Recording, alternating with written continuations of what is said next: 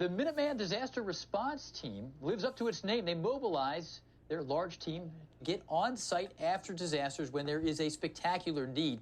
So after Friday's tornadoes in Mississippi and Alabama, they arrived into Mississippi to help where things were at their worst. And joining us now from Amory, Mississippi, is Matt Payne, Minuteman Disaster Response's Executive Director. Matt, I know you're busy and you are on scene there, so thank you so much for making a little time for us. Thanks for having me. Well, Matt, you guys do some amazing things. What has been the most urgent need your team has been able to provide in the early stages of this recovery? Well, it's really just that debris clearing. You know, this part of the country is just, it's beautiful with all of the large trees, but unfortunately, when you have a storm like this, those large trees become broken pieces everywhere. So the streets, homeowners' properties, houses that have trees on, cars, we're just doing everything we can to help them get those things cleared up so they can begin to get back in their homes and try to get back to some normalcy in their lives.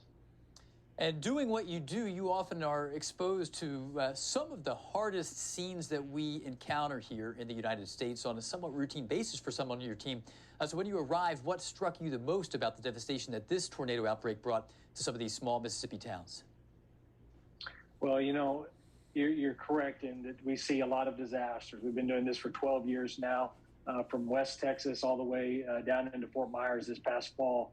And disasters are a lot of destruction, right? But it's the people. That's the thing that always is such a unique thing. And here in Mississippi, you've got some of the sweetest, most kindest people that we could work with. And so we're just happy to partner with them. And they've been through a terrible situation, not something they woke up that morning hoping would happen.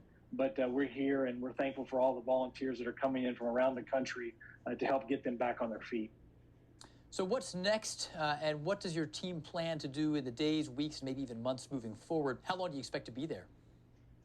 Sure. Right now, we're scheduling volunteers through the month of April and flying them in from, like I said, different parts of the country to serve 5-day rotations at a time. So our primary role is we're working with local officials here, help meet their objectives. But at this moment, that really equates to a lot of chainsaw operations and heavy equipment operations to get this debris out to the road so we can start getting it picked up and get it out of here. Well, Matt, thank you so much for your time with us. But more than that, thanks for what you're doing to help others and put them before yourselves. It is amazing work, and it is something that we can all be encouraged by seeing. Well, we're certainly happy that we have a great team that can be here to serve. So thanks for giving us the opportunity to tell our story today. All right, it's our pleasure. And thanks again, Matt. And again, if you're so inclined, you can look up Minuteman Disaster Response, and you can find them online.